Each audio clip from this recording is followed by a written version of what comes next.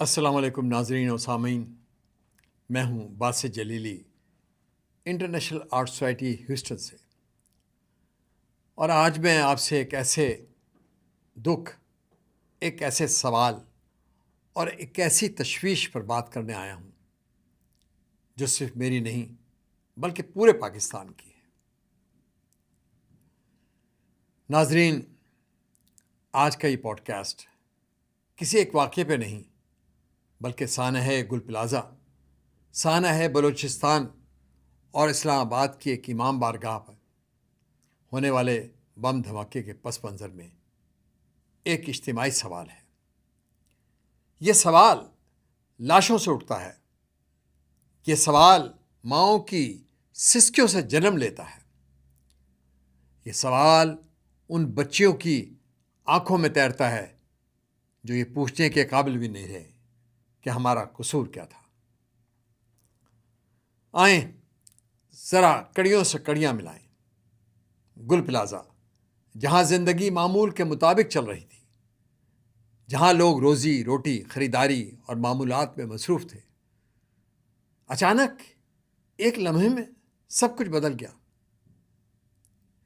اسی طرح بلوچستان، جہاں پہلے ہی زخموں کی کمی نہیں، جہاں محرومی، غربت اور احساس بیگانگی پہلے ہی رگوں میں اترے ہوئے ہیں، وہاں ایک اور سانحہ گویا زخموں پہ نمک چھڑکنے کے مترادف تھا۔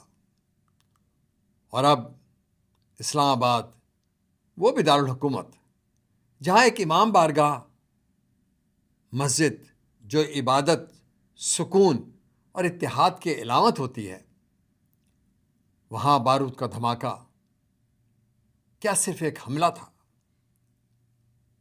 یا یہ اس نظریے پہ حملہ تھا کہ ہم بحیثیت قوم ابھی بھی اکٹھے ہو سکتے ہیں؟ یہ تینوں سانحات لوکیشن کے اعتبار سے گو کے الگ الگ ہیں، مگر مقصد میں ایک ہے۔ دیکھیں اور غور کریں۔ ہم اکثر کہتے ہیں کہ ہمارا دشمن سرحد پار ہے، ہم بیرونی دشمنوں سے تباہ آزما، اور یہ سچ بھی ہے، مگر سوال یہ ہے کہ کیا صرف وہی دشمن ہیں، یا پھر کچھ دشمن ہمارے درمیان بھی پل بڑھ رہے ہیں؟ ہمارے شہروں میں ملک دشمنوں کے سائے ہیں، ہمارے معاشرے کی آڑ میں یہ وہ لوگ ہیں جو کسی ایک رنگ کے نہیں، کسی ایک نسل کے نہیں، کسی ایک زبان کے نہیں، کسی ایک مذہب کے نہیں، یہ وہ ہیں جو صرف نفرت کی پہچان رکھتے ہیں، اور قتل و خون ان کی واحد زبان ہے۔ ناظرین، اب وقت آ گیا ہے کہ ہم زیرو ٹالرنس کی پالیسی کو اپنائیں۔ دشمن اندرون ہو یا بیرون، کوئی رعایت نہیں، کوئی مصلحت نہیں، کوئی خاموشی نہیں، چاہے وہ کسی بھی روپ میں ہوں، چاہے وہ کسی بھی نظریے کے لبادہ اوڑھے ہوئے ہوں، چاہے وہ کسی بھی مذہبی، سیاسی یا سماجی شناخت کے پیچھے چھپے ہوئے ہوں، ان کے چہروں سے نقاب نوچنا ہوگا۔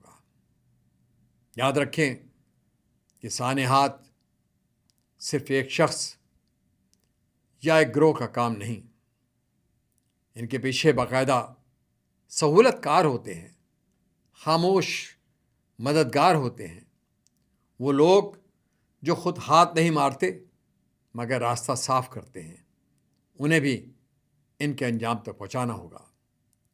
ناظرین، یہ لوگ ملک کی جڑوں کو کھوکھلا کر رہے ہیں، اور اگر آج ہم نے اپنی آنکھ بند رکھی تو صرف کل ملبہ بچے گا۔ دنیا میں ایپسٹین کیس نے ثابت کیا کہ کس طرح طاقت، پیسہ اور اثر و رسوخ برسوں تک سچ کو دفنائے رکھتا ہے۔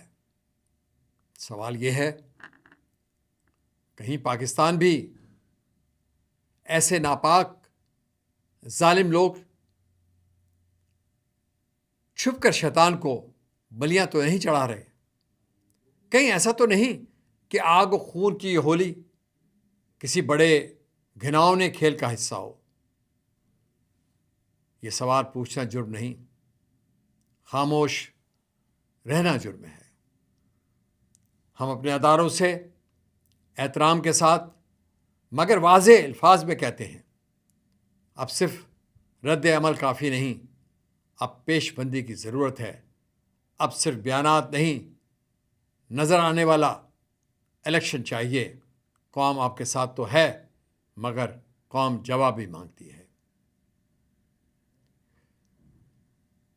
ناظرین، یہ وقت جذباتی نعروں کا نہیں، یہ وقت ہوش، اتحاد اور فیصلہ کن اقدام کا ہے۔ اگر آج ہم نے اندرون دشمن کو نہ پہچانا تو کل کوئی اور گل پلازا، کوئی بلوچستان، کوئی امام بارگاہ، مسجد، مندر، گرجا گھر، چرچ محفوظ نہیں رہے گا۔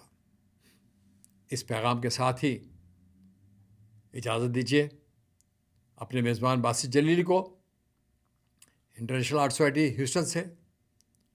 اگر آپ سمجھتے ہیں کہ یہ آواز صرف میری نہیں بلکہ آپ کی بھی ہے تو اس پوڈ کاسٹ کو لائک کیجیے، چینل کو سبسکرائب کریں اور بیل آئیکن کو دبائیں تاکہ سچ کی آواز زیادہ سے زیادہ لوگوں تک پہنچ پائے۔ اللہ نگہبان۔